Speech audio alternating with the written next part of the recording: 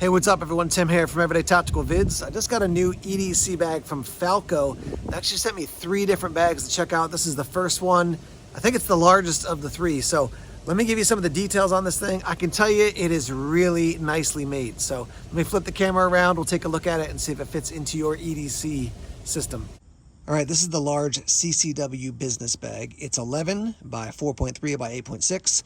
As you can see, I got it in this blue color. Lots of different options for this bag when it comes to colors. Honestly, as I was scrolling through their website, I was like, oh, another option. Oh, another option. Oh, another option. So lots of different options for colors. They sent me 3 different bags, as I mentioned. They reached out to me and said, would you be interested in reviewing some of our gear? I told them I would, except this platform that I'm on tends to not be a fan of the pew-pews, if you know what I'm saying. Blaster, maybe another word you would use. So they basically were like, hey, maybe there's a way to work around that by, you know, not actually having one, but you could like put something else into the CCW pocket. So I'll probably do that, as you'll see here in the video. But bottom line, cool bag for EDC. It's not going to hold a huge laptop. It's not going to even hold a full-size iPad with like a an OtterBox around it. But I do think a lot of functionality, and like I said, really nicely made. So starting at the top here, you can see nice handle to grab onto. It's nice and wide too, and the way it's stitched, it doesn't collapse in real easy. When you grab it, it stays pretty flat like that. Box stitching here and here, so it's not going to come, you know, tearing apart. I would say overall the construction is excellent on this bag. You can see we got this FALCO kind of strap down the front, which allows you to pull up on this. You got magnets here and here in the corner, so you can open up and you have access to here. So I've got a pen, you can put another pen in. You've got a pocket, a big pocket here.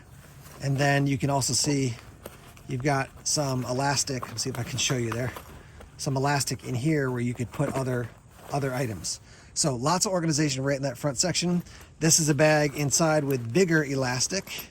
As you can see down in there, I've got a Leatherman multi-tool and an Anchor battery. Pretty big section though, I would say, you know, as wide as my hand is. So larger items are going to fit in there nicely, but still be under control.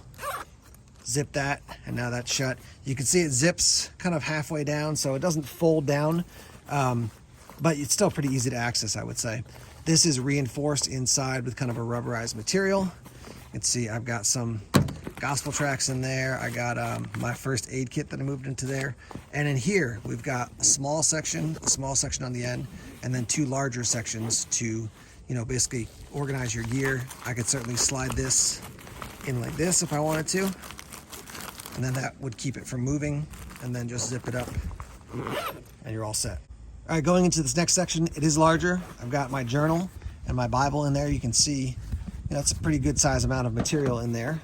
And then you got a zipper in the back section here that is just an open organization pouch. You've got a smaller zippered section here. I've got a little flashlight. I've got a pen, a Tide to Go stick. And you've got this section here. And when I spin it around, you can also see we've got like a little mesh organization section there as well. So lots of internal organization for this guy. Okay, on both sides, you have these pass-throughs where you can put a pen, you could put any other item. It's got like a clip. Certainly you could put a small flashlight there as well. So nothing that's going to catch it on the bottom, but as you can see, I've got this Olight pen, which I can easily slide out. Same thing on the other side of this bag as well. As you can see right there, the 2 pass-throughs to put items in. Take a look at the strap here. You can see fully adjustable, nice heavy-duty webbing. It is also smoothed out. It's not as wide as a seat belt, but it is a little bit thicker, and so it feels very strong, adjustable. And then you got the pad here, which certainly you can, you know, slide it anywhere you want on the bag. It is box stitched down on this end. And then if I go down to this end, you can see it's looped through, and then you've got this kind of control hook and loop, and then it goes up to here, but it is all stitched in. So there's no way to take this guy completely off and to remove the shoulder strap, which is not a big deal for me, but just a heads up on that. So a quick note on that front, if you want to, say, move this shoulder strap over here, you're basically gonna have to run this buckle section through here and then pull it out so it's over the doubled up section. So not a huge deal, but yeah, I mean, if this had hook and loop, you could unstrap it and strap it back here, which would be nice, but I don't think that's a major issue for this bag. I've turned it vertically here so you can see the CCW compartment. You can already see the hook and loop in there. they did include inside this your holster, which you can adjust to various sizes. And then this is your hook and loop. And then there's the panels. It's going to go in like this. So you're going to reach in and draw out your pew pew. So again, the reason I'm not showing you the full rundown is because I've had some issues with the platform as far as them being concerned about things of that nature. So thanks for understanding. But this thing is actually quite wide. I mean, if you pack this bag really full, this is going to be, you know, kind of it's going to run really tight. But if this thing is not overwhelmingly full, and because of the material they use, because it's so durable, it doesn't feel like this is going to be, you know, really crazy, like swollen out. I do want to note, you know, this is how you would carry it. It would ride like this. So as you swung the bag around, you're kind of reaching in like this to access your blaster in there. So just a heads up on that, just so you're kind of aware.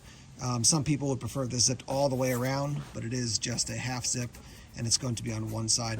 The other thing to be aware about is that if you're carrying this and this zipper, let's say if you're carrying it on your right shoulder, it's going to run like this. So this will be toward your front. If you're carrying it on your left shoulder, it's going to run like this. This is going to be accessible by the back. So just be careful. No one has access to the item that's in that section. So that's a quick rundown of this bag. Now I'm going to EDC it for a bit, and then I'm going to report it on this video to let you know what my experience was with it so far. I've been moving away from carrying my laptop around everywhere I go. So this is a nice size bag for me to do that. And then I'll give you I'll report in basically after I've carried this for a while and let you know what I think.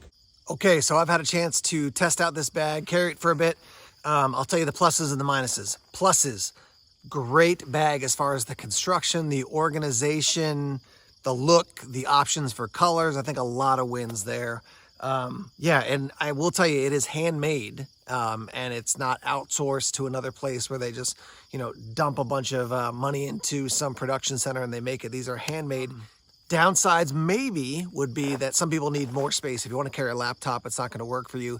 Definitely an EDC size bag if you're carrying a small tablet. If you're carrying some books, a notepad, phone, earphones, all those types of things, it's great for that type of system. So if you got to carry a lot of gear, you want to go with something bigger.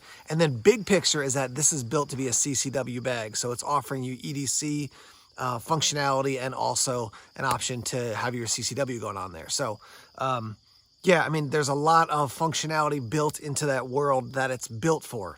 Now, on the other side, a downside is going to be, it's going to be, like I said, too small for some people. The major downside people are going to find with this bag is the price point. It's about $280. So that is a lot of cash. I emailed the company and said, hey, can you give me the rundown on the price? And they did mention, yeah, that's the price. It's around $280. But again, it's not outsourced to China. It's handmade. Everything's made right there. You're paying for the fact that a lot of attention is given to it. Now, for some people, they're going to go, that's a cutoff there, which I get. You know, some people just don't have the money to spend on that. On the other side, if you're like, I want to invest in a bag, I want this size bag, and I want it to be one of those lifelong investments, this could be a bag for you. I've worked with companies across the board.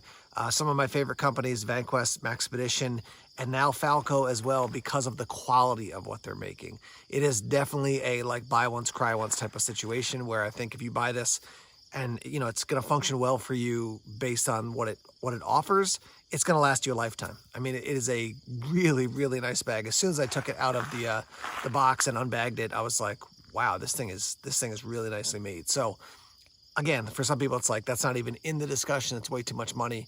But if you want to do that buy once, cry once situation, this is a bag you may want to check out. Now, I don't get any kickback from these guys. They're not sending me, you know, I'm not getting affiliate links where I'm making all kinds of cash and stuff. I will just say straight up, like, you when you invest money in gear, sometimes what people do is they invest a little bit here, a little bit here, a little bit here, and then eventually they go, I should have just saved that money and dumped some money into something that was higher end. Again, $280 for some people is just way out of their range. I get that.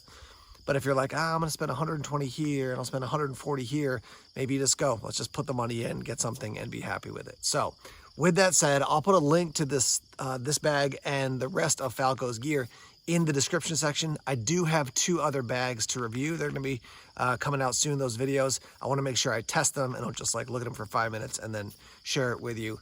But overall construction, organization, all those things, major thumbs up for this guy. Again, price point is going to be the major challenge. So Let's hear your thoughts, both on the price point, but also on what you saw from the bag. And let's get that discussion started in the comment section now. Hey, thanks as always for checking out the videos here on YouTube. Please subscribe to Everyday Tactical Vids if you haven't done so already.